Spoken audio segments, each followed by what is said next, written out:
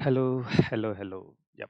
तो यहाँ पे हम लोग बात करने वाले हैं आज लीड कोड का एक ईज़ी सा प्रॉब्लम एंड आप जैसा स्क्रीन पे देख रहे होंगे, क्वेश्चन का जो फॉर्मेट है वो काफ़ी स्ट्रेट फॉरवर्ड आपको लिखा हुआ है एक लाइन में कि आपको क्या करना है। बट ये वीडियो में डिस्कस करने का जो इम्पोर्टेंस मुझे ऐसा फ़ील हुआ, अगर आप इस क्वेश्चन को बिल्कुल ऐसे बिगिनर लेवल पे देखोगे तो थोड़ा-सा आपको सॉल्व करने में ये थोड़ा डिफ़िकल्ट सा होगा। मैं बताता हूँ क्यों होगा। ये थोड़ा-सा मतलब एक काइंड ऑफ स्मॉल ट्रिक है।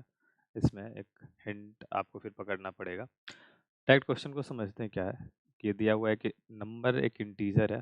इंटीजर का एक अरे है बेसिकली, जिसमें पॉजिटिव एंड नेगेटिव दोनों नंबर हो सकते हैं, राइट? तो अगर आप देखो तो नम्स i का जो रेंज है वो -10⁴ और 10⁴ तक लाई कर रहा है।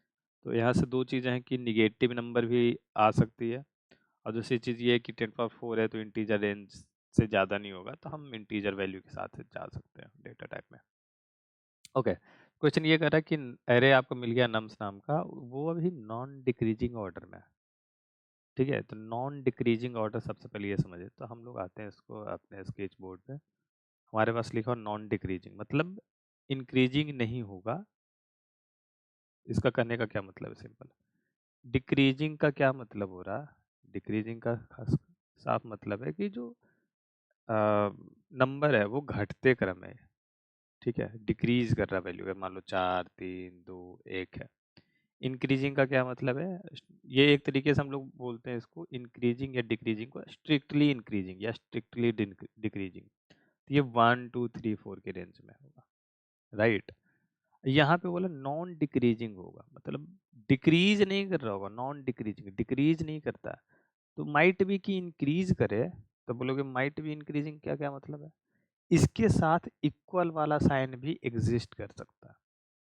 जब हम बात करते हैं स्ट्रिक्टली इंक्रीजिंग के केस में, स्ट्रिक्टली इंक्रीजिंग या स्ट्रिक्टली डिक्रीजिंग, उसमें हम इक्वल वाला कंडीशन नहीं लगाते।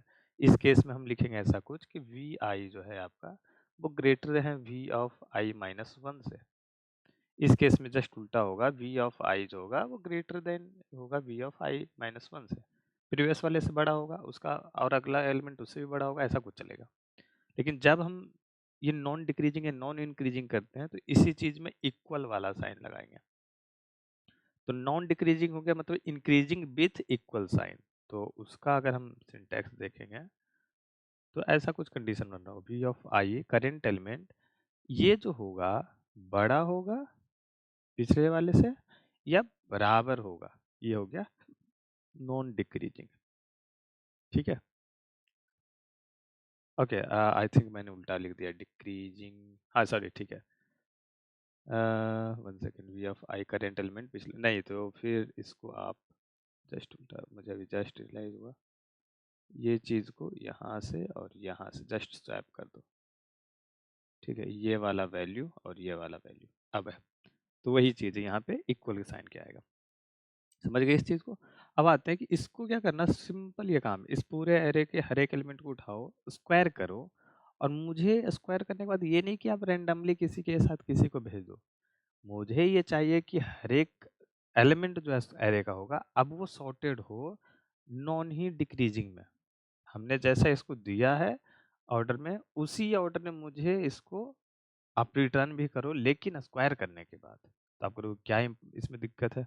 नॉन डिक्रीजिंग में पहले, अगर हम बिल्कुल बेसिक में समझें, बिल्कुल ऐसा हम थोड़े से कम एक्सपीरियंस वाले लॉजिक के साथ चलते हैं, तो बिल्कुल ऐसे समझ में आएगा कि यार नॉन डिक्रीजिंग तो ऑलरेडी दे रखा है ना, तो हम उसको स्क्वायर करेंगे तो नॉन डिक्रीजिंग ही तो मिलेगा। बट पॉइंट यहाँ इसमें गलत हो जाएगा, ये वाला जो लॉजिक है वो गलत हो जाएगा। इसका रीजन मैं बताता हूँ, ठीक है? आपके पास एरे जब ऐसा कुछ होता है 1, 2, 3, 4, ठीक है? इसको आप स्क्वायर करोगे तो 1 का 1, 2 का 4, 3 का 9, 4 का 16। इससे ये बड़ा, तो इससे ये बड़ा, इससे ये बड़ा, तो ये भी इसमें पक्का है कि बड़ा, बड़ा, और ये इंक्रीजिंग ऑर्डर में ही मिलेगा। लेकिन जब ये नंबर निगेटिव में कर दूं, अगर इसको मैं -1, -2 ऐसे कर दूं, अब ये इंक्रीजिंग में है, लेकिन 2 का जो स्क्वायर होगा, -2 का स्क्वायर वो 4 होगा, और 1 का स्क्वायर 1 ही रहेगा। जितना बड़ा नंबर होगा उसके आगे माइनस लगाने से वो उतना छोटा हो जाता है, ठीक है? तो क्या होगा, ये 1 का जो एब्सोल्यूट वैल्यू की हम बात करें, इस नेगेटिव के कारण ये क्या एब्सोल्यूट इसकी जो वैल्यू है वो घट गई है। 2 1 से बड़ा है बट ये नेगेटिव में है, दूसरे डायरेक्शन में हम जो नंबर लाइन पे देखते हैं ऐसे। नंबर लाइन पे 1 2 3 4 ये बढ़ता जा रहा है, माइनस ये और दूर होता जाता है, राइट? लेकिन इसका स्क्वायर किसी भी दो नंबर का जो नंबर का स्क्वायर होगा वो ऑलवेज पॉजिटिव नंबर होगा, क्योंकि प्लस के साथ प्लस गुना करेंगे तो प्लस ही मिलेगा, माइनस के साथ माइनस करेंगे तो भी प्लस ही मिलेगा, ठीक है? तो हमेशा एक पॉजिटिव नंबर मिलेगा। तो क्या होगा, ये जस्ट उल्टा होगा, -2 1 -1 से छोटा है बट इसका स्क्वायर ये बड़ा हो जाएगा, राइट? तो अब क्या चीज़ है, और इसलिए मैंने शुरू में बोला था कि हमारे पास जो रेंज है उसमें निगेटिव नंबर भी अलाउड है। तभी इस पॉइंट को, इस क्वेश्चन को मुझे लगा कि इस क्वेश्चन को शायद डिस्कस करना चाहिए। अब आप इस सैंपल टेस्ट केस को देखो, -4 -1 -4 -1 0 3 और आई थिंक 10 था, राइट? अब देखो इसका स्क्वायर 0, ठीक है, 3 का स्क्वायर 9, ठीक है, 10 का स्क्वायर 100, सारे पॉजिटिव नंबर के लिए ठीक है। बट ये जब -1 -4 है तो -1 का स्क्वायर 1 और 4 का 16, ये कुछ ऐसा लाई करता है। इसको हम ऐसे बनाते हैं, अगर 0 1 3 4 10, ये अगर एरे हम बना दें, इसका स्क्वायर कर दें, उस अ, अ, फिर सॉर्ट करने की जरूरत नहीं पड़ेगी। ये एरे को बनाकर, मतलब कि सबका एब्सोल्यूट वैल्यू लेकर उसका स्क्वायर करके जो बनेगा, तो ये बनेगा आपको 0 1 9 16 100, और अब देखो तो आउटपुट यही मांग रहा है आपसे। तो आप कहोगे इस तरीके से हम बना सकते हैं, तो ये एक अप्रोच ये बन सकता है कि ठीक है, सबका एब्सोल्यूट वैल्यू हमने लिया और उस एरे को मॉडिफाई करके या किसी दूसरे एरे में हमने रख लिया, मतलब काइंड ऑफ ये सॉल्यूशन 1 मैं बोल दूं। इस दूसरे एरे में आपने बना के ऐसे सबका एब्सोल्यूट वैल्यू यहाँ पे ले लिया, ठीक है। अब एब्सोल्यूट वैल्यू आ गई, इसको फिर बाद में हमने क्या करा, सॉर्ट कर दिया।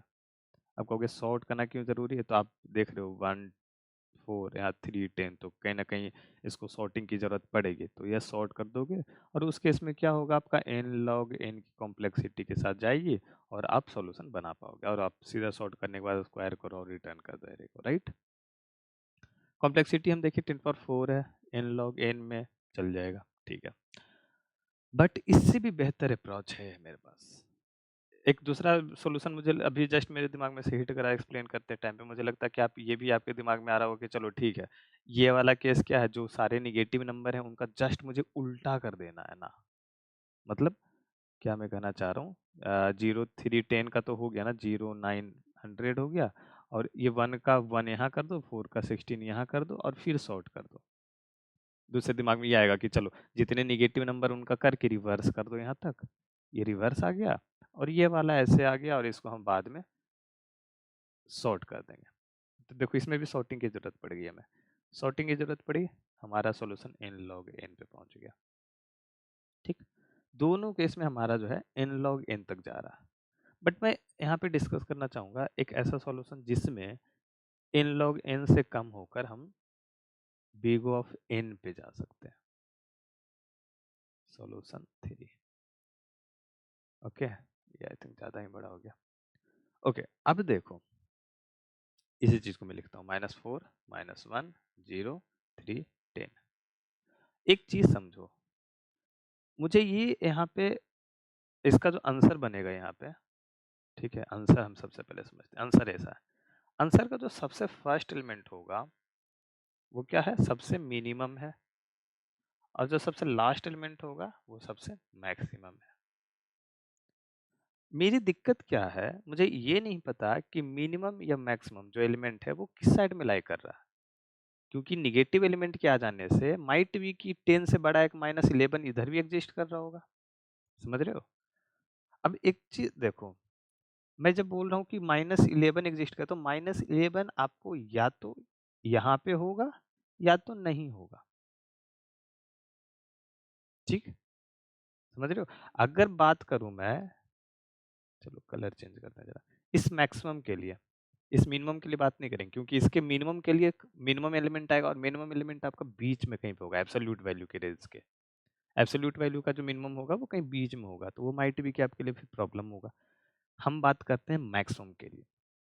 मैक्सिमम आंसर का जो मैक्सिमम एलिमेंट होगा वो आएगा मैक्सिमम एब्सोल्यूट वैल्यू वाले नंबर से, और मैक्सिमम एब्सोल्यूट वैल्यू नंबर हमेशा इस एरे में, जो गिवन एरे है उसमें दोनों साइड में से किसी एक साइड में होगा। अगर ये वैल्यू एक पॉजिटिव नंबर के स्क्वायर से आ रही है, पॉजिटिव, ठीक है, अगर ये पॉजिटिव नंबर के स्क्वायर से आ रही है तो ये राइट साइड में बिल्कुल होगा, क्योंकि उसके इधर साइड में सारे नंबर छोटे होंगे। अगर किसी ये निगेटिव नंबर के स्क्वायर का आंसर है, ये मतलब आउटपुट है, तो ये हमेशा बिल्कुल ही लेफ्ट साइड में होगा।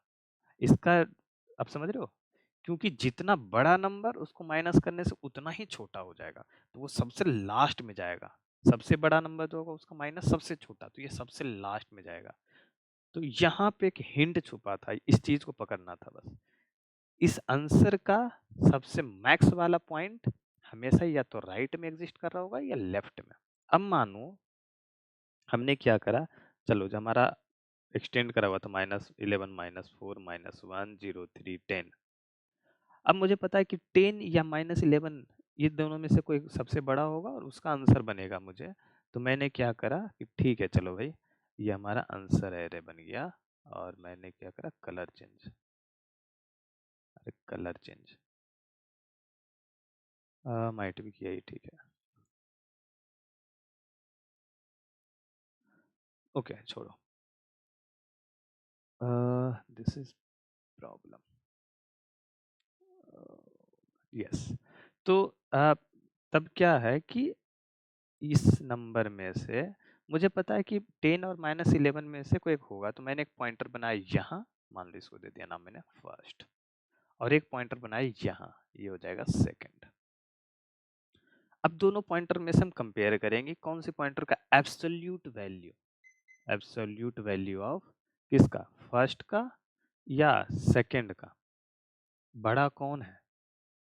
ठीक है, तो ये तो मुझे बता देगा कि हाँ भाई 11 वाला बड़ा है। टेबल 11 का मैंने क्या करा, स्क्वायर करा और मैंने लास्ट एलिमेंट पे रखा और इस पॉइंटर को बढ़ा दिया। जो बड़ा है बड़ा वाले को लिया, उसके बाद उसको स्क्वायर करा, रखा, और पॉइंटर को हम लोग कर रहे हैं प्लस में। मैं काइंड ऑफ डमी कोड जैसा मैं लिखने की कोशिश कर रहा हूँ, जिससे हम लोग एब्सोल्यूट कोड लिखेंगे। तो उस पॉइंटर को करेंगे हम लोग प्लस प्लस या माइनस माइनस, बढ़ाएंगे या घटाएंगे। तो यहाँ से ये प्लस प्लस होगा। अब ये फर्स्ट पॉइंटर लाई करेगा इसको, ठीक है। अब इसको मैं क्या करता हूँ, इसका एरो ही उड़ा देता हूँ यहाँ से, ओके, कुछ तो दिक्कत हो, ठीक है। तो फर्स्ट अब ये इसको पॉइंट कर रहा है। अब इन दोनों में बड़ा कौन है एब्सोल्यूट वैल्यू में, तो 10 बड़ा है, तो 10 का स्क्वायर करो और यहाँ 100 पे रखो। अब ये वाला अगर बड़ा है सेकंड वाला, तो सेकंड वाला माइनस करेंगे क्योंकि ये घटते आएगा पॉइंटर, ठीक है। तब ये सेकंड पॉइंट इसको कर रहा होगा। अब इन दोनों में फिर बड़ा देखेंगे तो 4 है, तो 4 है, 4 का 16 कर दो फिर, ठीक है। अब ये पॉइंट करेगा इसको। अब इन दोनों में बड़ा कौन है, तो 3 है, 3 का 9 कर लो, इसको घटा दो। 0 1 है, अब 1 बड़ा है तो 1 का पॉइंट कर दो 1 पे। अब ये दोनों आ गया 1 पे। जब 1 पे लाई कर रहा होगा तो दोनों इक्वल वाला कंडीशन, तो यहाँ पे हम बड़ा और इक्वल वाला लगा देंगे। मे बी कि एक से ज़्यादा इक्वल एलिमेंट अगर 1 1 1 1 एग्जिस्ट करे तो उस केस को वो हैंडल करेगा। तो उस केस में क्या हो जाएगा, ये 0 यहाँ लाई करेगा, और यहाँ पे जैसे ही अब ये पॉइंटर इसके इधर जाएगा तो हमको इनवैलिड करना है। ये सेकंड पॉइंटर यहाँ आ गया और फर्स्ट पॉइंटर इसको क्रॉस कर गया। तो जैसे ही क्रॉस कर गया, मुझे नहीं चाहिए ऐसा, तो मेरा जो ब्रेकिंग कंडीशन है वो मुझे मिल गया, जो मेरा रिक्वायर्ड चेकिंग कंडीशन है वो मुझे मिल गया, और जो मूविंग कंडीशन है वो भी मुझे मिल गया। अपने पॉइंटर को कैसे मूव कर रहे हैं, कैसे चेक कर रहे हैं, और कहाँ पे हम लूप को ब्रेक कर रहे हैं, ठीक है। तो आप अब इसको फॉर लूप से चलाओ, वाइल लूप से चलाओ, कोई दिक्कत नहीं है। बस पॉइंट ये है कि दोनों एंड से मुझे चेक करना है, मैक्सिमम एलिमेंट का स्क्वायर रखना है, और उसको माइनस या प्लस जो भी हम उसकी मूवमेंट जो रिक्वायर्ड होगी वो मूवमेंट उसमें देंगे, और हम कंटिन्यूअसली इस चीज़ को चेक करेंगे फॉर ऑल एलिमेंट, ठीक है।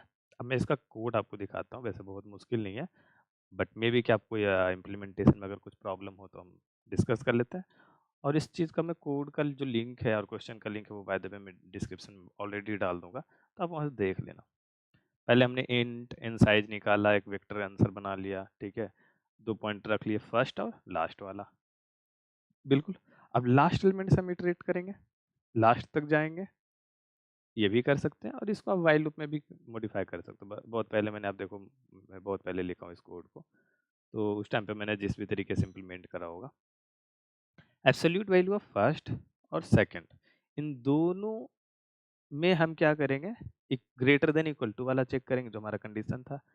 जो बड़ा हुआ, अगर फर्स्ट बड़ा हुआ तो फर्स्ट को रखेंगे, मतलब इस एंड से फर्स्ट बड़ा हुआ मतलब ये एंड वाला मिल गया मुझे वैल्यू, जैसे कि 11 वाला भी केस था। तो हमने क्या करा, 11 वाले का आंसर ऐड कर दिया, फर्स्ट को बढ़ा दिया। अब यहाँ पे देखो आई थिंक मैंने इसलिए रखा है क्योंकि हर एक आंसर के हर एक वैल्यू पे इटरेट करना है। अगर आप व्हाइल लूप लगाओगे यहाँ पे तो एक आप इटरेटर यहाँ पे आपको आई रखना पड़ेगा जो कि आंसर ऑफ आई, या तो आंसर को एक डायनेमिक एरे बना दो और डॉट पुश बैक करके आप जाते जाओ। ठीक है? तो उस तरीके से भी आप कर सकते हो। ओके। अब फर्स्ट वाला नहीं हुआ तो सेकंड होगा ऑब्वियसली, सेकंड होगा तो हम सेकंड का आंसर उसका जस्ट मल्टीप्लाई करेंगे। अब आप कहोगे यहाँ पे माइनस वाला था तो अब माइनस माइनस प्लस हो जाएगा, तो ये वाला आपको यहाँ पे एब्सोल्यूट लगाने की ज़रूरत नहीं पड़ेगी। और अब वो उसकी मूवमेंट करोगे और ये बस इतना ही करना, ये हर एक एलिमेंट के लिए होगा और फाइनली हम आंसर को रिटर्न कर देंगे। आई होप कि आपको ये ज़्यादा मुश्किल नहीं लगा होगा, वैसे मुश्किल था भी नहीं उतना, बट मे बी कि आप कहीं पे फँसे होगे, ये आपको किसी भी तरीके से प्रॉब्लम हो रहा होगा कुछ भी, तो आपका ये डाउट क्लियर हो गया होगा फुल्ली। अगर आपको हो गया तो आप कमेंट में से बता देना, बाकी लोगों को हेल्प मिल जाएगी। और आप देखो फ़ॉलो अप में आई थिंक यही वाला अप्रोच आपसे एक्सपेक्ट कर रहा है। तो ये एक तरीके का मैं बोलूँगा कि इसको आप चैलेंज लेना, बट दूसरे सॉल्यूशन आपके पास अगर इम्प्लीमेंट है, जैसे कि हमने शुरू में डिस्कस करा 1, 2, या आपके पास कोई डिफरेंट और भी कुछ हुआ होगा, तो आप उसको रख सकते हो, उससे बनाओ, एक्सेप्ट होगा, ठीक है, बढ़िया है। उसको सीखो, उसके बाद वाले सॉल्यूशन के बारे में सोचना, ठीक है? चलो, तो इस वीडियो को इतना ही पे खत्म करते हैं, मिलते हैं किसी और वीडियो में। बट उसके पहले मैं एक और चीज़ बताना चाहूँगा आपको टॉपमेट के बारे में। तो आपको अगर किसी भी तरीके का डाउट आपको डिस्कस करना है, किसी पर्टिकुलर टॉपिक पे आप थोड़े वीक फील करते हो, तो आप मेरे साथ डायरेक्टली बात कर सकते हो और वहाँ पे मैं आपको इसी तरीके से अपने जो है एक्सप्लेन करूँगा अपने सेशन में। ठीक है? तो आप देखो 1 टू 1 मेंटरशिप या आप डिफरेंट डिफरेंट मैंने सर्विसेज बना रखी है और भी कुछ ऐड भी करूँगा मैं। तो आप अपना जो है यहाँ पे देख लेना, अपने स्लॉट बुक कर लेना। मोस्टली ये सैटरडे संडे को भी मैं अवेलेबल रहूँगा। तो आप इस टाइम पे किसी भी टाइम पे आप वहाँ पे आपको शो करेगा, आप बुक कर लेना। बाकी हम लोग कहीं भी आप कनेक्ट कर सकते हो, मुझे लिंक्डइन पे गिटहब पे आप सारा कुछ नीचे आपको डिस्क्रिप्शन बॉक्स में दिया रहेगा, आप कहीं पे मेरे से कुछ भी बात कर सकते हो, पूछ सकते हो। ओके, तो इस वीडियो में इतना ही पे ख़त्म करते हैं, मिलते हैं अगली वीडियो में। Bye bye, Tata.